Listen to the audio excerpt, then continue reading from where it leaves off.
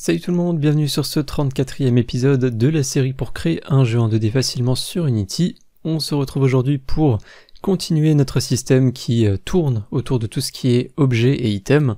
On va donc, comme vous l'avez vu dans le titre aujourd'hui, ajouter la possibilité d'acheter des items, d'acheter des objets auprès de PNJ. Le système va être très semblable à celui des dialogues qu'on a ajoutés très récemment. On va simplement s'approcher d'un PNJ, appuyer sur un bouton et il va simplement nous proposer d'acheter ces objets.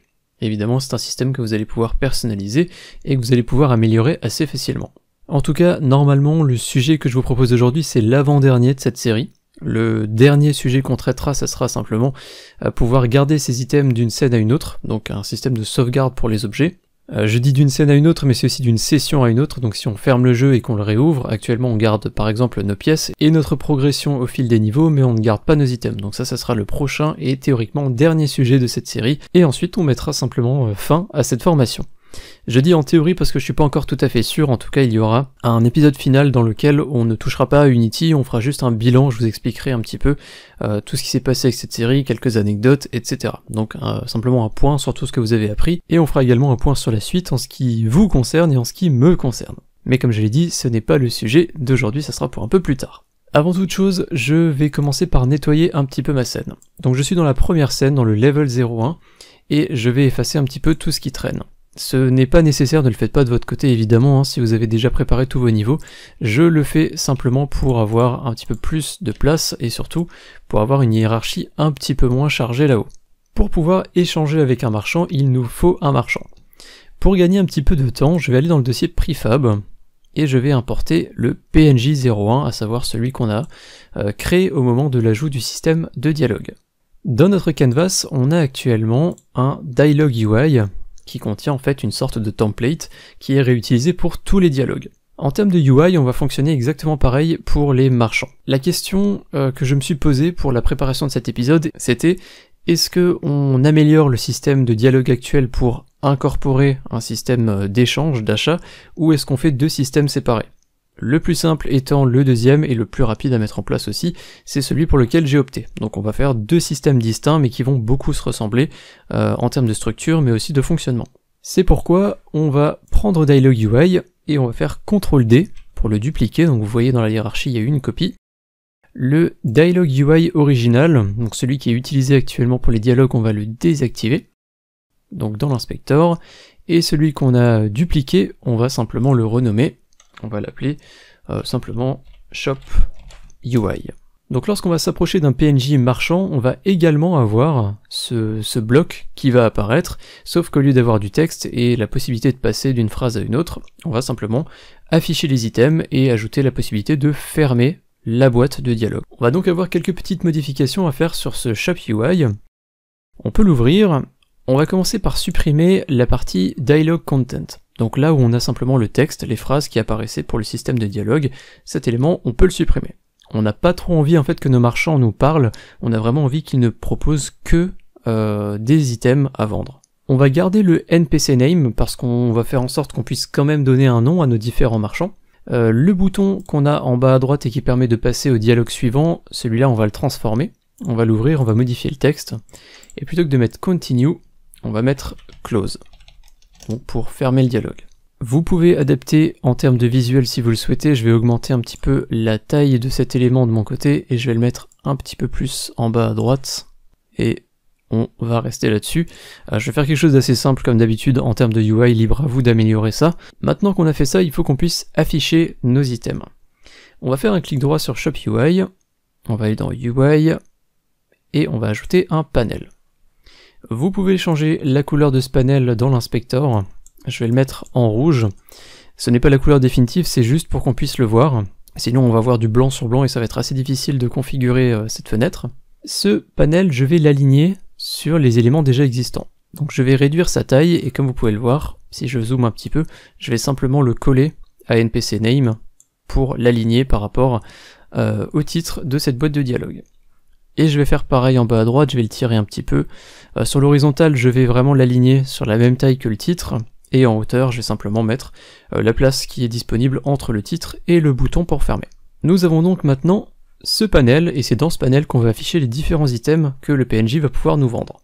Ce système, vous allez pouvoir le configurer, donc vous allez pouvoir faire en sorte qu'un personnage vende cet item ou ces items précisément. Ça ne sera pas quelque chose donc commun à tous les marchands, c'est-à-dire que chaque marchand aura sa propre marchandise. Sur ce panel, on va ajouter un component qui va être un layout, grid layout group, qu'on a déjà utilisé dans le menu principal si vous vous souvenez, ou plutôt dans la scène de sélection des niveaux. Le principe va être un peu pareil ici. On peut ensuite faire un clic droit sur notre panel, UI, et on va ajouter un bouton. Ce bouton il va se placer en haut à gauche. Si vous le désactivez dans l'inspecteur et que vous le réactivez, vous allez voir qu'il va bien se placer à l'intérieur du panel, donc à l'intérieur du layout group. Ce bouton, on ne peut pas le modifier en termes de taille, comme vous pouvez le voir, si j'essaye de tirer dessus il se passe rien, simplement parce que sa taille elle est régie par le panel, et plus précisément par le cell size qu'on a ici. Ce bouton représente en fait l'un des items qui va être vendu par le marchand dans le grid layout group, et on peut augmenter un petit peu le cell size, donc là ça va être à vous de voir. C'est toujours un petit peu difficile d'imaginer le système final lorsqu'on est en train de prototyper comme ça avec des visuels très simples. De mon côté je vais mettre un cell size à 170 par 170, peut-être même un petit peu plus. On va modifier le child alignment ici, au lieu d'avoir upper left, on va mettre middle center, ce qui va simplement aligner tous nos éléments par rapport au centre, ce qui veut dire que si je passe dans l'onglet Game, que je prends mon bouton dans la hiérarchie et que je le duplique, on peut voir que les boutons vont s'ajouter les uns à la suite des autres. Donc de mon côté, je vais faire des marchands qui n'auront pas énormément d'objets. Comme vous pouvez le voir, je vais faire en sorte que tout soit sur une ligne, et on va dire qu'il y aura maximum 5 objets par marchand. Mais vous pouvez évidemment mettre des cell size plus petites, une taille de cell size plus petite sur le grid layout group, ce qui vous permettra de mettre plus d'éléments. Je vais revenir dans la scène, je vais enlever tous les boutons que j'ai ajoutés, je vais en garder juste un seul, et on va s'arrêter là pour le UI, en tout cas pour le moment. On va revenir au niveau du PNJ qu'on a ajouté. Sur cette préfab de PNJ, on retrouve un script dialog trigger. Ce script, on va l'enlever, donc on va faire les 3 petits points, remove component, parce que nous on veut pas lancer un dialogue, on veut lancer un système qui sera différent, un système donc de marchands. On va donc créer un script assez semblable, on va ajouter un component qu'on va appeler shop trigger. Donc un script en C# que vous pouvez ajouter, vous pouvez directement l'ouvrir dans Visual Studio également. On va revenir sur Unity, et on va aller ouvrir justement le script dialog trigger qu'on vient d'enlever de notre PNJ, parce que comme je l'ai dit, les deux systèmes vont être assez semblables, et on va en fait réutiliser du code de dialog trigger dans shop trigger.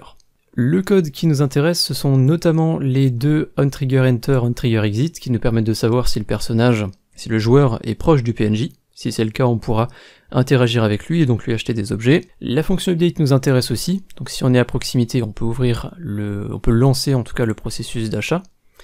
Et on va avoir besoin également de interact UI, c'est simplement la phrase qui apparaît à l'écran et qui nous dit qu'on peut interagir avec l'élément à côté duquel on se trouve.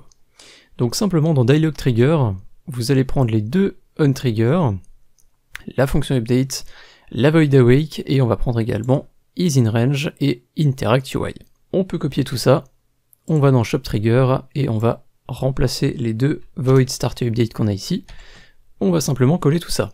Alors généralement en programmation, la duplication de code c'est absolument à éviter. Mais comme je le disais, là ça va être quand même beaucoup plus simple de séparer les deux systèmes, même si on a une partie qui est assez commune, assez ressemblante, plutôt que d'utiliser une booléenne isDialog, isShop, etc., ce qu'on pourrait faire, et n'utiliser qu'un seul script de trigger, je préfère tout séparer en deux choses distinctes. Nous sommes donc de retour dans Shop Trigger, on peut fermer Dialog Trigger, l'autre script on n'en aura pas besoin maintenant. Et Unity ne va pas forcément apprécier le copier-coller qu'on a fait, il ne connaît pas Trigger Dialog, il n'aime pas trop la variable texte qu'on a ici de type texte, et également ce qu'on a ici. Pour le Trigger Dialog, on va simplement effacer cet élément pour l'instant. Évidemment, nous on veut pas activer un dialogue, on veut activer un shop, et on n'a pas encore de quoi faire tout ça. Au niveau des variables de type texte, il va falloir qu'on utilise using unityengine.ui. Si on veut utiliser du UI, on n'a pas le choix, donc on ajoute ça, et normalement on ne devrait déjà plus avoir d'erreur. On peut enlever les deux system.collection, dans ce script on n'en aura pas besoin, et on peut descendre un petit peu dans le onTriggerExit, on peut commenter cet élément ici. Donc c'est simplement la ligne qui nous permet de couper un dialogue si on va trop loin du PNJ, on va simplement arrêter le processus. On a donc maintenant un script ShopTrigger qui nous permet de lancer le processus d'achat auprès d'un PNJ. Mais le système d'achat justement, lui le cœur, n'existe pas. Il faut donc qu'on le crée. On va retourner sur Unity, on va aller sur notre Game Manager et on va ajouter un nouveau script qu'on va appeler Shop Manager. Shop Manager, on peut l'ouvrir, et ce n'est pas le seul script qu'on va ouvrir parce que, un petit peu comme on vient de le faire, on va également ouvrir Dialog Manager parce qu'on va retrouver des similitudes, encore une fois, avec ces deux systèmes. La première chose dont on aura besoin, c'est le singleton. On va donc copier la void awake qu'on a dans Dialog Manager, ainsi que la variable statique qu'on a juste au-dessus. On peut faire copier, on va dans Shop Manager, on va coller ça à la place de Start et Update. Évidemment, on va changer ici le type en Shop Manager, et la ligne avec les sentences, on peut la supprimer, celle-là, elle est réservée au système de dialogue. Le nom qu'on a ici, on va également le modifier, donc il y a plus d'une instance de Shop Manager dans la scène. On retourne dans Dialog Manager, il y a deux autres choses qui nous intéressent là-haut, c'est le public animator, parce que notre fenêtre d'achat d'objets, elle va être animée exactement de la même manière que celle des dialogues. Donc il va falloir qu'on récupère cette ligne de l'animator, on retourne dans Shop Manager, on fait simplement un coller. Dans Dialog Manager, on aura également besoin de name text qui correspond simplement au nom du PNJ qu'on va afficher dans la boîte de dialogue. Donc on va l'ajouter ici aussi. Par contre, on va peut-être le renommer plutôt que d'utiliser name text. On va l'appeler PNJ name text, ce qui sera quand même un petit peu plus clair. Il nous faut également une référence, ou plutôt le using unityengine.ui, vu qu'on utilise encore une fois des variables de type texte. Et le dernier élément dont on aura besoin dans Dialog Manager, il est tout en bas, c'est le end dialog. On peut le copier et on peut l'ajouter ici après notre singleton. On peut fermer Dialog Manager, on a récupéré tout ce dont on avait besoin dans ce script, comme vous pouvez le voir donc on a quelques similitudes, mais maintenant tout ce qu'on va ajouter dans ce script ce sera relatif uniquement à notre système d'achat d'objets. On va retourner sur notre ShopTrigger, il faut savoir que ce script il va être personnel à chacun des PNJ. Donc là j'ai un PNJ, vous voyez qu'il a le fameux ShopTrigger. Chaque PNJ aura donc son propre script, et c'est donc sur ce script qu'on va pouvoir renseigner quels sont les éléments que souhaite vendre ce personnage. Donc si je vais dans ShopTrigger, je vais pouvoir ajouter simplement une array, qu'on va mettre en public, qui sera de type item, et on peut l'appeler item to sell, les items à vendre. On va également en profiter pour ajouter une autre variable publique de type string, et qu'on va simplement appeler PNJName, simplement le nom de ce personnage, donc de ce vendeur. Si on va sur Unity, on retrouve donc ces deux variables qui apparaissent, PNJName, on va pouvoir donner un nom à ce personnage.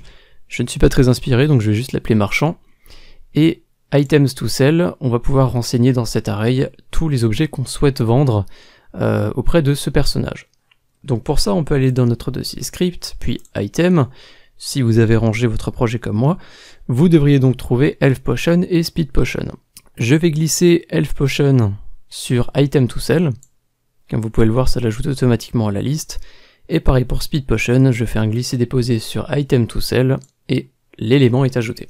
Ce personnage va donc nous vendre soit des potions de vie, soit des potions de vitesse. Maintenant qu'on sait quels éléments souhaite vendre ce personnage, il faut que, lorsqu'on interagisse avec lui, on fasse donc apparaître le Shop UI, et il faut qu'on fasse apparaître un bouton pour chaque élément qu'il souhaite vendre. Sauf qu'évidemment, si on fait apparaître bêtement ce gros bouton blanc avec juste marqué bouton, on n'aura aucune idée de ce qu'on va acheter. On va donc améliorer un petit peu le visuel de ce bouton, et ajouter un petit peu plus d'informations, pour qu'on sache ce qu'on peut acheter. On va ouvrir le bouton, on va supprimer le texte qu'on a à l'intérieur, et on va faire un clic droit sur bouton, UI, Image. Ça va donc nous ajouter ce carré blanc. Dans l'inspecteur, vous pouvez changer le source image ici, on peut aller chercher un élément, et on va ajouter comme visuel exemple, Health Potion, donc la potion de vie. Ce qu'on fait là, c'est simplement un template, ça nous permet juste de savoir à peu près à quoi ça va ressembler. On ne va pas afficher juste l'image parce que ça manque un petit peu d'informations. Donc on va faire un clic droit sur Button, UI, on va ajouter un texte. Ce texte, moi je vais le centrer sur les deux axes, horizontal, vertical. Je vais changer la police d'écriture en pixelated. Je vais juste marquer item name, juste pour qu'on ait à peu près une idée, je vais le mettre au-dessus. Je vais l'aligner donc sur le coin en haut à gauche et je vais l'étirer sur la droite également. J'augmente un petit peu la taille du texte, on va mettre ça à 28, ça m'a l'air pas trop mal. N'hésitez pas à passer dans l'onglet Game pour voir à quoi ça ressemble. Je reviens dans scène. Alors vous voyez que je passe assez rapidement, mais c'est des choses qu'on a déjà faites et c'est vraiment du visuel, donc prenez le temps de le faire bien de votre côté. Chez moi, je passe assez rapidement dessus pour qu'on puisse rapidement traiter ce système d'achat. Je vous conseille de modifier le vertical overflow ici en overflow. Simplement, dans l'éventualité où le nom de votre item est un peu trop long, et bien plutôt que de le couper, on va simplement l'afficher sur 2 lignes. Donc évidemment, il faudra un petit peu mieux mettre en forme votre UI pour éviter que le texte ne dépasse, mais ça peut être pratique d'avoir cet overflow au cas où vous avez des items qui ont un nom un petit peu plus long que une dizaine, quinzaine de caractères, on va dire. Donc je vais juste effacer ça, comme ça on a item name. Et du coup, c'est bien beau de savoir que cet item est à vendre, on sait ce que c'est, on a son nom, on a son image, mais on sait pas combien il coûte. Donc il va falloir qu'on ajoute ça aussi. On va faire un clic droit sur Button, UI, on va de nouveau ajouter un texte. Ce texte, je vais l'aligner en bas à gauche, et ensuite je vais tirer son extrémité droite au niveau de la potion. Pile au milieu, vous voyez que Unity me propose directement un attachement automatique. Je vais l'aligner ce texte sur la droite, et je vais faire un alignement vertical au centre. Vous allez comprendre pourquoi je fais ça dans un petit instant, pourquoi je ne le mets pas sur toute la longueur. Je vais changer donc la police d'écriture en pixelated, je vais augmenter la taille du texte, et ici je vais mettre un chiffre, donc par exemple 5. On va dire que cette potion elle coûte 5 pièces. Puis je peux refaire un clic droit sur Button, UI, et on va ajouter une autre image. On peut aller la chercher ici dans Source Image, et cette image ça va être une image de pièce. Je vais prendre la première, donc cette pièce qu'on avait ajoutée il y a déjà un petit moment. Je reste appuyé sur la touche Shift et je vais réduire sa taille. Ça va réduire sa taille symétriquement sur la hauteur et la largeur. Et une fois que j'ai une taille à peu près adéquate, je vais simplement la mettre à côté du prix. Comme ça, le joueur, lorsqu'il ouvrira le shop, il verra directement le nom de l'item, le visuel, et il retrouvera le prix.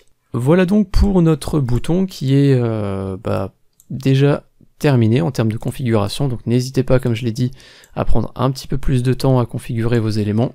Maintenant qu'on a configuré ce bouton, on va retourner dessus, donc on va sélectionner le bouton dans la hiérarchie, et on va ajouter un nouveau component dessus, qu'on va appeler Cell Button Item. Ce script va faire office de référence pour tous les éléments visuels qu'on a ici. Comme vous le voyez, on a un nom d'item, on a une image, on a un prix. Ces éléments de UI, donc le texte et les images, il va falloir qu'on y accède dynamiquement pour afficher les bons éléments. Et ce bouton, on va en faire une préfab, et à chaque fois qu'on aura un item à afficher, on va instancier ce bouton, on va le faire apparaître, et on va surcharger ces différents éléments. Donc on va remplacer item name par le vrai nom de l'item, on va remplacer l'image par la vraie image, le prix par le vrai prix, etc. Mais pour faire ça, il faut qu'on puisse accéder facilement aux divers éléments du UI, et rien de mieux pour ça que de les stocker à un endroit. Et on va donc les stocker dans ce script qu'on vient de créer. Vous pouvez donc l'ouvrir, et je ne vous l'ai pas dit, mais ce script, il contiendra aussi l'action. C'est-à-dire lorsqu'on va cliquer sur le bouton, eh bien il y aura une méthode dans ce script-là qui va être appelée. Mais on l'ajoutera un petit peu plus tard. Pour l'instant, on va juste ajouter les références, donc on va ajouter, alors déjà le using unityengine.ui, vu qu'on va utiliser des textes et des images. On va stocker un premier élément de type texte, qu'on va appeler item name. On va ajouter un deuxième élément image, qui va être item image. Et on va ajouter un dernier texte, qui va être item price, donc le prix de notre item. Les systèmes collections, on peut les enlever, on n'en a pas besoin, et on va retourner sur Unity. Comme vous pouvez le voir, sont apparus dans ce script item name, item image et item price. On va faire les glisser-déposer pour renseigner tous ces éléments, Donc on peut ouvrir le bouton dans la hiérarchie. On va peut-être d'ailleurs renommer ce bouton en Cell Button. L'image à l'intérieur, donc celle de la potion, on va l'appeler Item Image. Le texte avec le nom de l'objet, on va l'appeler Item Name. Le texte pour le prix, Price Text, ou plutôt Item Price, pour rester cohérent avec le reste. Et la dernière, on peut simplement l'appeler Coin Icon. On va revenir sur Cell Button, et on va faire maintenant les fameux glisser-déposer. Donc Item Image dans Item Image, Item Name dans Item Name, et Item Price dans Item Price. Maintenant que notre bouton a terminé d'être configuré, on va en créer une préfab. Donc on va aller dans le dossier préfab, on a déjà normalement un dossier UI, et on va faire un glisser-déposer de Cell Button à l'intérieur. D'ailleurs, vous pouvez en profiter pour faire une préfab de Shop UI, donc faites un glisser-déposer dans le dossier UI, comme ça ce sera déjà fait, il faudra qu'on pense à les mettre à jour en revanche. Maintenant, vu qu'on a déjà une bonne partie de la logique, donc au niveau des scripts, et qu'on a notre UI qui est quasiment terminé, il va simplement falloir qu'on connecte les deux. On va donc retourner dans Visual Studio, et on va aller dans notre Shop Manager. Comme pour le système de dialogue, il va nous falloir une méthode qu'on peut appeler qui va lancer le processus. Donc il va faire apparaître la boîte pour acheter les items, et qui va également la charger, donc afficher les bons items à l'intérieur. On va donc créer une nouvelle méthode publique, qu'on va appeler Open Shop, donc ouvrir la boutique. Quand cette méthode est appelée, il va donc falloir qu'on fasse apparaître un bouton pour chaque item que souhaite vendre le marchand. Le problème, c'est que dans ce script Shop Manager, on ne sait pas quels sont les items. Il faut donc qu'on les récupère, ou plutôt qu'on les reçoive de la part du marchand, donc de la part du script Shop Trigger. Donc dans Shop Manager, on va dire que dans Open Shop, on va attendre une array d'items, donc on va attendre un certain nombre d'items, qu'on peut simplement appeler item, et on va également récupérer un autre paramètre qui va être PNG-Name. Donc toutes les informations personnelles, on va dire, du PNJ, donc son nom, les items qu'il vend, etc., il va falloir qu'on les passe à notre manager pour que le manager, lui, puisse préparer le système. On peut sauvegarder ça, et on va aller dans le Shop Trigger, et dans la void update, si on est à proximité du marchand, et qu'on appuie sur E, on va donc lancer le processus. Pour ça, on va accéder à shopmanager.instance, vu qu'on a ajouté un singleton, et on va appeler OpenShop. Il faut donc qu'on passe en argument les items que souhaite vendre le personnage, le marchand, donc item to sell, qui correspond à la variable qu'on a là-haut, et on va également passer PNG-Name, donc le nom de ce personnage. Maintenant qu'on a tout le nécessaire, dans Shop Manager, on va pouvoir s'occuper de l'affichage. La première chose à faire, ça va être de récupérer le texte qui est censé contenir le nom du marchand et le mettre à jour. Donc c'est cette variable PNG-Name-Text, on va dire .text, va être égal à PNG-Name. Il est l'heure maintenant de s'occuper de la partie la plus importante, donc les objets. Il faut qu'on affiche un bouton pour chaque objet. On va créer une méthode à part, qu'on va appeler update items to sell, donc mettre à jour les items à vendre. Et pour mettre à jour les items à vendre, il faut qu'on sache quels sont ces fameux items. Donc il va falloir que depuis OpenShop, on appelle cette méthode, et on va passer en argument ici simplement items. Donc les items que souhaite vendre le marchand. Donc ici, il faut qu'on précise que c'est une array de type item qu'on attend, et on va simplement pareil l'appeler item. Donc c'est exactement ce qu'on a fait ici, mais plutôt que de faire la mise à jour des items directement dans OpenShop ici, on va le faire dans une méthode à part. Ça va être un petit peu plus propre en termes de structure. Et maintenant qu'on sait quels sont ces objets, il va falloir qu'on fasse apparaître un bouton pour chacun de ces objets. Mais cette préfab de bouton qu'on a donc préparé tout à l'heure, qui est ici, il faut que on ait une référence. Donc dans Shop Manager, on va aller ajouter en haut de notre script une variable publique de type GameObject qu'on va appeler CellButtonPrefab. Et également, il faut qu'on sache où est-ce qu'on va les faire apparaître, ces fameux boutons, et pour ça, il nous faut donc une référence au parent, à l'objet qui va tous les contenir, ou plutôt à la transforme. et ça va être cell button parent. Buttons avec un S peut-être, vu qu'il y en aura plusieurs théoriquement. On va sauvegarder ça, on va aller déjà renseigner ces deux variables sur Unity.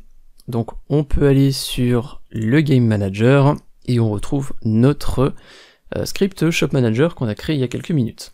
On va glisser dans PNG Name Text le NPC Name, qui est donc dans Shop UI. Dans Animator, on va glisser Shop UI. Le Cell Button Prefab, donc c'est la préfab qu'on a créée avant, qu'on a appelé Cell Button. Et le parent, ça va être... où est-il? Ça va être simplement le panel qu'on a ici. Donc on va le glisser dans Cell Button Parent. D'ailleurs ce panel, on va aller dessus. Donc c'est simplement le rectangle rouge qu'on a derrière. On va le renommer en Cell Buttons avec un S Parent. Et d'ailleurs on peut enlever la couleur de derrière, ou on peut même carrément enlever le component image. On n'en a plus besoin maintenant que tout est configuré. Maintenant qu'on a toutes ces références, on peut retourner dans Visual Studio, et dans Update Items to Cell, il est l'heure de faire apparaître un bouton pour chaque objet. Pour ça, on va donc créer une boucle for. Donc vous tapez for, vous appuyez 2 fois sur Tab, ça va vous créer le template. On va commencer à i égale 0, on va dire que tant que i est inférieur à item.length, on va en fait faire en sorte de boucler sur tous les objets du marchand, et pour chaque objet, on veut faire apparaître un bouton. On va donc faire un instantiate. L'élément qu'on veut faire apparaître, ça va être cell button prefab, qu'on a renseigné à l'instant, et il faut qu'on précise après la virgule dans quel élément on le fait apparaître, donc quel sera le parent, et ça sera évidemment cell buttons parent. Évidemment ça sera pas suffisant parce que ce bouton actuellement on va juste le faire apparaître, il va pas être configuré, mais on peut déjà tester le système. Pour ça, dans OpenShop, il faut qu'on ajoute, après le update item to cell, un animator.setBool is open, et on va mettre true.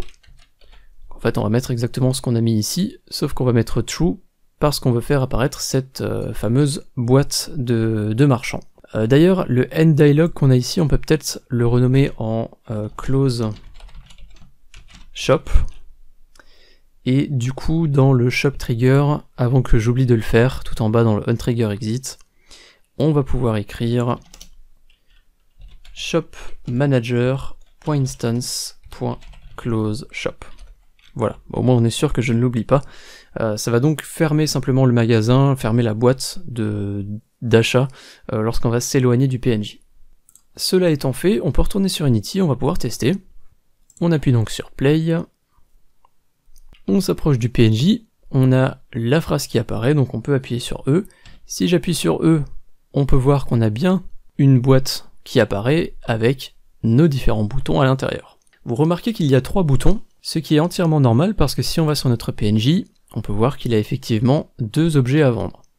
Et le premier bouton, donc le troisième bouton, c'est celui qui est par défaut. C'est-à-dire que si je ferme, vous voyez que là sur le canvas, par défaut, on a un bouton qui est présent ici. C'est celui qui nous sert de template et qui nous permet d'imaginer un petit peu à quoi ça va ressembler. Donc le système marche plutôt bien. Il y a évidemment quelques améliorations à faire. Déjà, il faut qu'on enlève l'item ou les items par défaut, parce qu'ils sont là juste à titre indicatif lorsqu'on est dans l'onglet scène, mais on ne veut pas réellement les vendre. Nous, on veut vendre uniquement les objets qui sont précisés ici dans le shop trigger. Et évidemment, il faut qu'on configure ces boutons parce que là, on n'affiche pas encore les noms des objets, ni leur image, ni leur prix. On a juste ajouté le bouton complètement générique. Mais on a déjà pas mal avancé. Le bouton close également ne fonctionnera pas. Il faudra donc qu'on le configure par rapport au système d'achat qu'on a mis en place. Mais toutes ces configurations, on s'en occupera au prochain épisode. J'espère que cette première partie de l'ajout du système d'achat vous a plu. Au prochain épisode, qui sera un petit peu plus court que celui-là, on terminera ce système et vous pourrez donc acheter des objets auprès de vos PNJ.